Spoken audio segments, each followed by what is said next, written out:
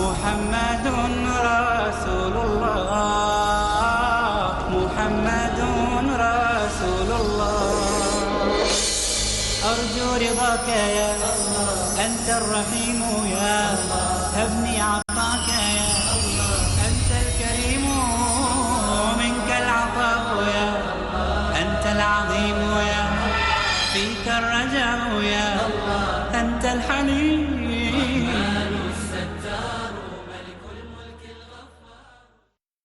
السلام علیکم ورحمۃ اللہ وبرکاتہ. الحمدللہ رب العالمین والصلاة والسلام علی رسولہ الکریم وعلی آلہ وصحبہ اجمعین ومن تبعہ بإحسان الی یوم الدین، اما بعد. محترم بھائیوں اور بہنوں، حدیث کی مشہور کتاب ریاض الصالحین کے ترجمے کا خلاصہ آپ کی خدمت میں پیش کیا جا رہا ہے. ریاض الصالحین انتخاب حدیث کا ایک ایسا مجموعہ ہے جسے 7ویں صدی ہجری کے مشہور عالم دین اور محدث امام نووی رحمۃ اللہ علیہ نے بڑی محنت اور عرق ریزی کے ساتھ مرتب کیا ہے. اس میں زندگی میں پیش آنے والے بہت سارے مسائل کا احاطہ کیا گیا ہے. ایمان اور عقیدے سے متعلق احادیث بھی ہیں، یومیہ اعمال کے متعلق بھی احادیث ہیں، تزکیہ نفس کے بارے میں بھی بہت ساری احادیث ہیں. لہٰذا یہ ایسا ذخیرہ حدیث ہے جو خطباء مساجد، ائمہ کرام اور گھر گھر کی ضرورت ہے، تاکہ ہم اپنی روز مرہ کی زندگی قرآن و سنت کی تعلیمات سے منور کر سکیں. امام نووی رحمۃ اللہ علیہ ہر باب میں، ہر چیپٹر میں اس حدیث کی مشہور کتاب کے مختلف قرآن مجید کی آیات اور مختلف احادیث سے استدلال کرتے ہیں. تو اس طرح سے قرآن مجید اور احادیث کا ایک بہترین ذخیرہ ہے یہ. تو آج ہمارے سامنے جو چیپٹر ہے، اس سے پہلے ہم نے مختلف ابواب کا تذکرہ کیا. آج جو چیپٹر ہے ہمارے سامنے وہ ہے امانت کے بارے میں. امانت ایک بہت ہی اہم صفت ہے، ایک بہت اہم ضرورت ہے. آدمی کی پہچان اس کی سچائی، امانت داری اور دیانت داری کے ذریعے سے ہوتی ہے. رسول اکرم صلی اللہ علیہ وسلم کو مکے کے مشرکین آپ کی نبوت کے اعلان سے پہلے امین کہا کرتے تھے، امانت دار، ٹرسٹ وردی اور صادق کہا کرتے تھے، سچ بولنے والا. آپ کی عزت، آپ کا احترام ان کے دل و دماغ میں بسا ہوا تھا. یہ ایک اچھے انسان کی پہچان آج بھی ہے. اور جو آدمی امانت میں خیانت کرے اس کو اچھا نہیں سمجھا جاتا. قرآن کریم میں امانت کے بارے میں مختلف احکام دیے گئے. مثلا ایک جگہ فرمایا گیا امانت ہی کے بارے میں، ان اللہ یأمرکم ان تؤدوا الامانات الی اہلہا واذا حکمتم بین الناس ان تحکموا بالعدل. یہ اللہ کا فیصلہ ہے، حکم ہے کہ تم امانت کا خیال رکھو، مستحق لوگوں کو امانت دو، اور جب کسی کے درمیان کوئی فیصلہ کرو تو انصاف اور عدل کے ساتھ فیصلہ کرو. اور یہی وہ امانت ہے جس کا ذکر سورہ احزاب کی آیت 72 میں بھی کیا گیا کہ امانت زمینوں اور آسمان، پہاڑوں پر پیش کی گئی. اِنَّا عَرَضْنَا الْأَمَانَةَ عَلَى السَّمَاوَاتِ وَالْأَرْضِ وَالْجِبَالِ فَأَبَيْنَا أَن يَحْمِلْنَهَا وَأَشْفَقْنَا مِنْهَا وَحَمَلَهَا الْإِنسَانُ. کہ اللہ تعالیٰ نے اس امانت کے بوجھ کو زمینوں پر، آسمان پر، پہاڑوں پر پیش کیا، لیکن سبھی نے معذرت کی اس کو اٹھانے سے. بہت بڑی ذمہ داری ہے، بہت بڑی رسپانسبلٹی ہے، لیکن انسان نے اس کو اٹھا لیا. تو امانت ایک بہت ہی محبوب اور پسندیدہ چیز ہے. آدمی کے اخلاق اور آدمی کی سیرت کا اس کی امانت داری کے ذریعے سے پتہ چلایا جا سکتا ہے. امانت پیسوں میں ہوتی ہے، امانت عہدے اور منصب کے استعمال میں ہوتی ہے، امانت اپنی پوزیشن کے استعمال میں ہوتی ہے. امانت اللہ تعالیٰ نے جو آپ کو جسمانی اعضاء دیے ہیں اس میں امانت ہوتی ہے. مثلا ایک آدمی آنکھ کا غلط استعمال کرے تو وہ خیانت ہوگی، کانوں کا غلط استعمال کرے تو وہ خیانت ہوگی، اپنے جسمانی اعضاء کا غلط استعمال کرے تو وہ خیانت ہوگی۔ تو ایک مسلمان کے لیے ضروری ہے کہ ہر جگہ امانت داری کا مظاہرہ کرے۔ جیسے صحیح مسلم کی ایک حدیث امام نووی نے یہاں نقل کی، آپ نے فرمایا آیت المنافق ثلاث، منافقین کی 3 نشانیاں ہیں، ہیپوکریٹ اور ہیپوکریسی کی یہ علامتیں بتائی گئیں، منافقین کی علامتیں۔ یہ حدیث رسول صلی اللہ علیہ وسلم کے آئینے میں ہم اپنی زندگیوں کو ذرا چیک بھی کریں۔ اذا حدث کذب، جب وہ بولے گا تو جھوٹ بولے گا، وَإِذَا وَعَدَ أَخْلَفَ، جب وعدہ کرے گا تو خلاف ورزی کرے گا، عہد و پیمان اگریمنٹ کرے گا، خلاف ورزی کر دے گا۔ وَإِذَا اؤْتُمِنَ خَانَ، اور جب امانت رکھی جائے خیانت کرے گا امانت کے اندر۔ تو گویا یہ 3 باتیں مومنین کی نہیں منافقین کی نشانیاں ہوئی، جھوٹ بولنا، وعدہ خلافی کرنا اور خیانت کرنا۔ تو یہ تینوں باتیں اللہ تعالیٰ کو ناپسند ہیں، اور ایک مومن ان سے بچے، چاہے کسی بھی طرح کی خیانت ہو۔ آپ خیانت مال میں بھی کر سکتے ہیں، خیانت اپنے جسمانی اعضاء میں بھی کر سکتے ہیں، خیانت بیوی بچوں کے ساتھ بھی کر سکتے ہیں، خیانت مختلف جگہوں پر مختلف شکلوں سے آپ کر سکتے ہیں، اور ہر قسم کی خیانت سے ہمیں منع کیا گیا ہے، اس سے بچنے کا حکم دیا گیا۔ پھر اس کے بعد امام نووی رحمۃ اللہ علیہ نے ریاض الصالحین میں ایک اور چیپٹر شروع کیا ہے، وہ ہے ظلم، اس کے متعلق کہ ظلم اللہ تعالیٰ کو سخت ناپسند ہے، ظلم کرنے والے کو اللہ تعالیٰ ناپسند فرماتے ہیں، اور کیونکہ اللہ تعالیٰ خود عدل و انصاف کرنے والے ہیں، ظلم کی صفت اللہ کو قطعاً پسند نہیں ہے۔ تو اس لیے ایک مومن کو چاہیے کہ اپنے اندر کوئی ظالمانہ کیفیت پیدا نہ ہونے دے۔ ظلم کو اللہ تعالیٰ نہیں پسند فرماتے۔ نبی کریم صلی اللہ علیہ وسلم ظلم کو ہرگز برداشت نہیں کرتے تھے۔ قرآن کریم میں مختلف آیات میں اس کا ذکر کیا گیا کہ قیامت کے دن ظلم کرنے والوں کا کوئی دوست اور کوئی ہمدرد نہیں ہوگا۔ ما للظالمین من حمیم ولا شفیع یطاع، قیامت کے دن نہ ان کا کوئی دوست ہوگا، نہ کوئی ان کی بات سنی جائے گی، نہ ان کو ریکمینڈ کرنے کا کسی کو موقع دیا جائے گا، سفارش تک نہیں کی جائے گی، نہ سفارش ان کے لیے قابل قبول ہوگی۔ نبی صلی اللہ علیہ وسلم نے ارشاد فرمایا کہ دیکھیے اتقوا الظلم فإن الظلم ظلمات یوم القیامہ، خبردار کسی پر ظلم نہ کرنا، اس لیے کہ یہ ظلم بڑی بھاری اور بھیانک شکل میں قیامت کے دن پیش ہونے والا ہے۔ تمہارے لیے اللہ تعالیٰ نے جو بھی تمہارے اندر طاقت رکھی ہے، صلاحیتیں رکھی ہیں، اس کا تم صحیح فائدہ اٹھاؤ، اس کو امانت سمجھو، اور امانت میں کوئی خیانت نہ ہونے پائے۔ رسول اکرم صلی اللہ علیہ وسلم کا ایک اور ارشاد، اس کو بھی ہم اپنے ذہن میں رکھیں کہ نبی کریم صلی اللہ علیہ وسلم نے کس طریقے سے حکم دیا ہے کہ من ظلم قید شبر من الارض، کہ اگر کوئی آدمی کسی کی زمین، ایک معمولی سی زمین بھی لے لے گا غلط طریقے سے، طوقہ من 7 ارضین، کہ اسے 7 زمین ہے جتنی اس نے دبایا کسی کا حق، تو وہ 7 گنا زیادہ اس کے گلے میں طوق بنا کر ڈالا جائے گا قیامت کے دن۔ 1 گز زمین اگر دوسروں کی تم نے لی ظلم کر کے، تو وہ 7 گز آپ کے گلے میں پہنا دیا جائے گا قیامت کے دن، اس کا طوق بنا کر آپ کے گلے میں ڈال دیا جائے گا۔ جو لوگ اپنی طاقت کی بنیاد پر دوسروں پر ظلم اور زیادتی کرتے ہیں، کسی کا پلاٹ مار دیا، کسی کی زمین ہڑپ کر لی، کسی کا کھیت لے لیا، کسی کا گھر پہ اپنا قبضہ کر لیا، ان کو یہ حدیث سمجھنا چاہیے کہ ایک معمولی سی زمین، ایک بالغ زمین اگر آپ لیں گے کسی کی ظلم اور زیادتی کے ساتھ، اگر اس کا یہ انجام ہوگا تو آپ سوچ لیجئے کہ باقی چیزوں کا انجام کیا ہوگا۔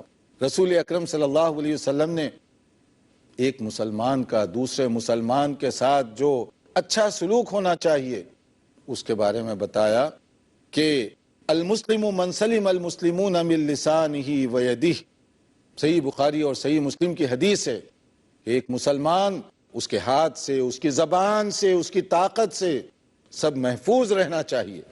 آپ کو اللہ نے طاقت دی، غلط استعمال مت کیجئے۔ اللہ تعالیٰ نے آپ کو بولنے کی قوت دی، غلط استعمال مت کیجئے۔ آنکھیں دی ہیں، غلط استعمال مت کیجئے، کسی پر ظلم نہ ہونے پائے، کیونکہ دوسروں کا خون، دوسروں کی عزت، یہ سب چیزیں محترم ہونا چاہیے۔ رسول اکرم صلی اللہ علیہ وسلم کا یہی پیغام خاص طور پر تھا۔ قیامت کے دن کیا کیا اس کے بارے میں ہوگا، اور حجۃ الوداع کے موقع پر آپ نے جو بات فرمائی تھی، ان دماءکم واموالکم واعراضکم حرام علیکم کحرمت یومکم ھذا، کہ تم دوسروں کی عزت کا خیال رکھو، ناحق خون نہ بہنے پائے، کسی کی عزت کے ساتھ کھلواڑ مت کرو، کیونکہ اس کے بارے میں قیامت کے دن سخت باس پرس ہوگی۔ اور یہ چیزیں اللہ تعالیٰ نے ناحق، کوئی بھی اگر آدمی اس کے ساتھ کوئی زیادتی کرے گا تو یہ ناقابل معافی بدترین جرم سمجھا جائے گا، کیونکہ تمہاری عزتیں محفوظ رہنی چاہیے، خون محفوظ اور محترم ہونا چاہیے، اور جو دوسری جو تمہاری چیزیں ہیں وہ سب کی سب محفوظ رہنی چاہیے۔ اور رسول اکرم صلی اللہ علیہ وسلم نے ایک اور ارشاد فرمایا، آپ نے صحابہ سے پوچھا اتدرون مل مفلس، کیا تم جانتے ہو پینی لیس مفلس کون ہوتا ہے؟ غریب کنگال کون ہوتا ہے؟ صحابہ کرام نے کہا جس کے پاس مال و دولت نہ ہو اس کو ہم مفلس سمجھتے ہیں۔ آپ نے فرمایا کہ نہیں، اس کی آپ نے وضاحت فرمائی۔ آپ دیکھتے رہیے پروگرام، انشاءاللہ مختصر وقفے کے بعد دوبارہ حاضر ہوں گے۔ أنت الكريم ومنك العطاء يا ناظرین، وقفے سے پہلے ہم بتا رہے تھے کہ اللہ تعالیٰ نے ایک دوسرے کی عزت، اس کو کس طرح محترم بنایا ہے، لہٰذا ہر مسلمان بھائی اور بہن کی کوشش ہونی چاہیے کہ کسی کی بے عزتی نہ ہونے پائے، کسی کا خون ناحق نہ بہنے پائے، کسی کی توہین اور تحقیر نہ ہونے پائے، کیونکہ یہ چیزیں اللہ تعالیٰ کو ناپسند ہیں۔ اور نبی کریم صلی اللہ علیہ وسلم نے صحابہ کرام سے ایک مرتبہ دریافت کیا، کیا تم جانتے ہو کہ مفلس کون ہے؟ صحابہ نے کہا کہ جس کے پاس کوئی پیسہ نہ ہو، درہم و دینار سے خالی انسان، پینی لیس آدمی، اسی کو مفلس کہا جاتا ہے نا۔ تو آپ صلی اللہ علیہ وسلم نے اس کی وضاحت فرمائی، یہ تو ایک ظاہری بات ہے، اصل میں مفلس کون ہے؟ آپ نے فرمایا جیسے صحیح مسلم کی حدیث ہے، ایک آدمی بڑی نیکیوں کے ساتھ قیامت کے دن حاضر ہوگا، مگر دوسروں پر ظلم کیا ہوگا، دوسروں کے ساتھ زیادتی کی ہوگی۔ اب وہاں تو انصاف کا معاملہ ہے۔ اب ایک آدمی آئے گا، شکایت کرے گا کہ یا اللہ اس نے میرا یہ حق دبایا تھا دنیا میں، تو اللہ تعالیٰ وہاں انصاف کا معاملہ کریں گے۔ اب آپ کے پاس پیسے تو ہے نہیں کہ اس کی پیمنٹ کریں اور بات ختم ہو جائے، تو کیا ہوگا؟ ہوگا یہ کہ اس شخص کی نیکیاں جتنا اس نے ظلم کیا وہ لے کر اس کے حوالے کر دی جائیں گی، پھر دوسرا آئے گا، اس کی نیکیاں پھر اس کے حوالے کی گئیں، تیسرا، چوتھا، پانچواں، اس طرح ہوتے ہوتے اس کی پوری نیکیاں ختم ہو گئیں، اور ابھی شکایت کرنے والے باقی رہ گئے۔ ان کے ساتھ بھی انصاف ہوگا، وہ بھی کہیں گے کہ بار الہا ہمارے ساتھ یہ ظلم اور زیادتی ہوئی ہے، تو ان کے ساتھ اب انصاف کیا ہوگا؟ اس کے پاس تو نیکیاں ختم ہو گئیں، تو ان کے گناہ جتنا اس نے ظلم کیا لے کر اس کے حوالے کر دی جائیں گی۔ تو آیا تو تھا نیکیوں کے ساتھ، مگر حساب ختم ہوتے ہوتے گناہوں کا بوجھ لے کر واپس جا رہا ہے۔ تو یہ ہے مفلس، یہ ہے کنگال، یہ ہے پینی لیس۔ ہمیں بھی ذرا غور کرنا چاہیے، کہیں ایسا تو نہیں کہ ہم نمازیں تو پڑھ رہے ہیں، ذکر و اذکار بھی کر رہے ہیں، مگر دوسروں پر ظلم ہو رہا ہے، دوسروں پر زیادتی ہو رہی ہے۔ کہیں ایسا نہ ہو کہ قیامت کے دن یہ نیکیاں ان کو دے دی جائیں اور ان کے گناہوں کا بوجھ ہمارے اوپر ڈال دیا جائے۔ دوسروں کی زمین، دوسروں کا گھر، دوسروں کے حقوق دبا کر کتنے دن ہم بڑے بن کر رہیں گے؟ اللہ تعالیٰ کے پاس جب جائیں گے یہ لوگ تو یہ چھوٹے ہوں گے، بڑائی صرف اللہ کے ہاتھ میں ہوگی۔ اس سے توبہ کرنا چاہیے۔ اس کے بعد ایک اور باب جس کے اندر کہا گیا کہ مسلمانوں کی حرمتوں کی تعظیم اور ان کے ساتھ شفقت اور رحمت کا جو معاملہ کرنا چاہیے، کیونکہ ہر ایک کے لیے اللہ تعالیٰ نے عزت سے زندگی گزارنے کا موقع فراہم کیا، ہمیں چاہیے کہ اس کو آنر کریں، ہم دوسروں کی عزت کے رکھوالے بنے، دوسروں پر ظلم اور زیادتی نہ ہونے پائے۔ اسی لیے قرآن کریم سورہ مائدہ کی آیت 32 میں ایک قانون پیش کیا گیا، اور وہ قانون کیا ہے؟ اگر کوئی شخص کسی ایک آدمی کا قتل ناحق کرتا ہے، کسی کا مرڈر کر دیا ناحق، گویا اس کا گناہ اتنا ہے، اس کی سنگینی اتنی زیادہ ہے کہ گویا اس نے ساری زمین کے انسانوں کا قتل کیا۔ ایک آدمی کا قتل ایکول ہے سارے انسانوں کو مارنے کے۔ اور اگر کوئی آدمی ایک آدمی کو بچا لے، ہمدردی اور اچھا سلوک کرے، تو گویا کہ اس نے سارے انسانوں کے ساتھ بہتر سلوک کیا۔ اس آیت کریمہ کو ہر وقت ذہن میں رکھنا چاہیے کہ ایک آدمی پر ظلم ایک آدمی پر نہیں ہوگا، بلکہ گویا کہ آپ نے ساری انسانیت پر ظلم کیا۔ اور مسلم معاشرے کی بنیاد کیسی ہو؟ رسول اکرم صلی اللہ علیہ وسلم نے کیا پیارا ارشاد فرمایا۔ تمام بھائیوں کو، تمام بہنوں کو اس حدیث پر غور کرنا چاہیے۔ آپ نے فرمایا المؤمن للمؤمن کالبنیان یشد بعضہ بعضا، کہ مسلمان آپس میں گویا ایک عمارت کے اندر جڑی ہوئی اینٹوں کی طرح سے ہیں۔ ایک اینٹ، ایک بریک دوسری اینٹ کی تقویت کا سبب بنتی ہے۔ تو ایک مسلمان دوسری مسلمان کے لیے تقویت اور طاقت کا سبب بنے، اس کی ٹانگ کھینچنا، اس کو نقصان پہنچانا، اس پر ظلم اور زیادتی کرنا، یہ سخت ناپسندیدہ چیز ہے۔ جس طرح سے ایک دیوار اسی وقت دیوار قائم رہ سکتی ہے جبکہ ساری اینٹیں جڑی ہوئی ہوں مضبوطی کے ساتھ، اسی طرح سے تمام مسلمان بھائی بھائی بن کر زندگی گزاریں، ایک دیوار کی اینٹوں کی طرح سے ایک دوسرے کی طاقت کا سبب بنیں، ایک دوسرے سے محبت کریں۔ اور محبت بھی کیسی؟ رسول اکرم صلی اللہ علیہ وسلم نے ارشاد فرمایا، ایک اور حدیث جو بہت ہی اہم ہے، بخاری اور مسلم کی روایت ہے، جس میں کہا گیا مثل المؤمنین فی توادہم وتراحمہم وتعاطفہم مثل الجسد اذا اشتکا منہ عضو تداعى له سائر الجسد بالسہر والحمى، کہ مسلمانوں کی مثال آپس میں ایسی ہے، ان کی شفقت میں، ان کی نرمی میں، ان کی محبت میں، ایک دوسرے کے ساتھ ہمدردی میں، جیسے ایک جسم کے مختلف اعضاء ہیں، آرگنس آف باڈی۔ آنکھ کا الگ کام ہے، کان کا الگ کام ہے، ناک کا الگ کام ہے، ہاتھ کا الگ، پاؤں کا، ہر ایک کا کام الگ الگ ہے، مگر سب کس کے لیے کام کر رہے ہیں؟ جسم کے لیے کام کر رہے ہیں۔ آنکھ بھی جسم کے لیے کام کر رہی ہے، کان بھی جسم کا حصہ ہیں، ہاتھ بھی جسم کا حصہ ہیں، پاؤں بھی جسم کا حصہ ہیں، ہر ایک کا کام الگ الگ ہے، مگر وہ سب کام کر رہے ہیں انسانی جسم کے لیے۔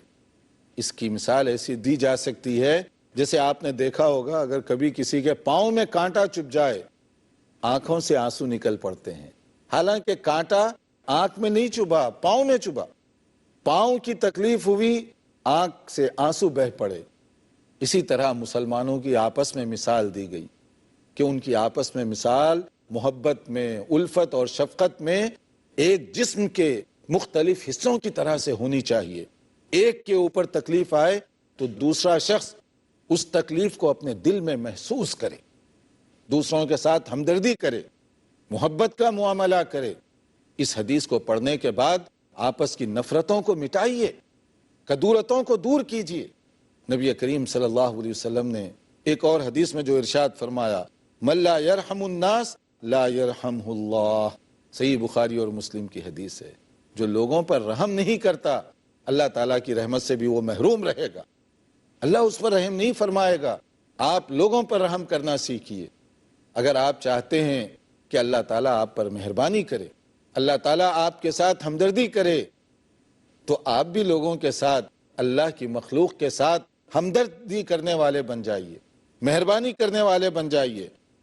اور یہ ہمدردی کس کس جگہ پر دیکھنے میں آئی؟ اللہ اکبر، رسول اکرم صلی اللہ علیہ وسلم کا نمونہ ذرا سامنے رکھیے۔ نبی صلی اللہ علیہ وسلم نماز پڑھانے کے لیے مسجد میں تشریف لا رہے ہیں، آپ کا خیال ہے کہ نماز آج تھوڑی سی میں لمبی پڑھا دوں گا، مگر جب آپ اللہ اکبر کر کے نماز شروع فرماتے ہیں تو پھر کوئی بچے کے رونے کی آواز آتی ہے، آپ نماز اپنی مختصر کر دیتے ہیں تاکہ جو بچے کی ماں ہے اس کو تکلیف نہ ہو اس کی وجہ سے. اتنی ہمدردی، اتنی نرمی اور پیار کا معاملہ.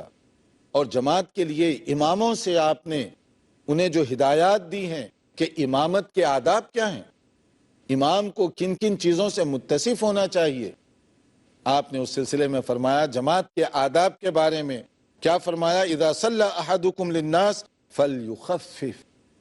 اگر تم نماز پڑھاؤ امام بن کر تو نماز متوسط درجے کی پڑھاؤ، مختصر نماز پڑھاؤ، بہت لمبی چوڑی نماز نہ پڑھاؤ. کیوں؟ وجہ کیا ہے اس کی؟ دیکھیے ہمدردی کا انداز. فإن فیہم الضعیف والسقیم والکبیر. اس لیے کہ نمازیوں میں کمزور بھی ہو سکتے ہیں، بڑی عمر کے لوگ بھی ہو سکتے ہیں، ناتوان بھی ہو سکتے ہیں، یا ضرورت مند بھی ہو سکتے ہیں.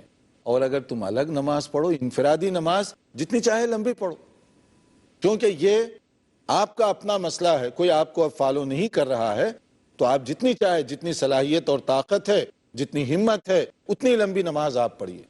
اور یہی نبی صلی اللہ علیہ وسلم کا طریقہ رہا کرتا تھا. آپ اپنی نماز جب گھر میں پڑھتے قیام اللیل، بہت طویل سجدہ، طویل رکوع، طویل قیام فرماتے، اور جب جماعت میں جاتے مختصر، تاکہ کسی کو کوئی تکلیف یا پریشانی نہ ہو. لیکن کیا ایسے ہی عمل ہوتا ہے؟ آج کل دیکھنے میں آتا ہے عموماً اس کے برعکس کہ بعض اوقات جماعت کے ساتھ نماز ہوتی ہے تو لوگوں کو خیال نہیں ہوتا کہ پیچھے کون کون ٹھہرا ہوا ہے، طویل سے طویل ترین نماز. اور جب اسی آدمی کو دیکھیں انفرادی جب نماز پڑھتا ہے تو وہ اتنا تیزی کے ساتھ دوڑتا ہے جیسے کہ اسے کہیں فوری طور پر جانا پڑ گیا ہے، یعنی الٹا ہو رہا ہے. تو سنت پر عمل کرنے کا ہر جگہ فائدہ ہے، ورنہ ہر جگہ نقصان ہی نقصان بھگتنا پڑے گا. اور اسی طرح سے نبی صلی اللہ علیہ وسلم نے فرمایا کل المسلم علی المسلم حرام دمہ و مالہ و عرضہ. صحیح مسلم کی حدیث ہے. یاد رکھیے ہر مسلمان محترم، آنریبل، معزز ہونا چاہیے آپ کی نظر میں، کسی کو حقیر مت سمجھیے. مسلمان کا خون، مسلمان کی عزت اور مسلمان کا مال، اس کی ساری زندگی گویا کہ محترم ہے. ہمیں بھی چاہیے کہ اس کو محترم سمجھیں، اور اگر ایسے نہ ہو تو اس کا نقصان آخرت میں ہمیں اٹھانا ہوگا. اللہ تعالیٰ سمجھنے اور عمل کرنے کی توفیق عطا فرمائے. والسلام علیکم ورحمۃ اللہ وبرکاتہ. هذا القرآن يوحدنا لطريق الخير يوجهنا الله تعالى أنزله ورسول الله معلمنا ورسول الله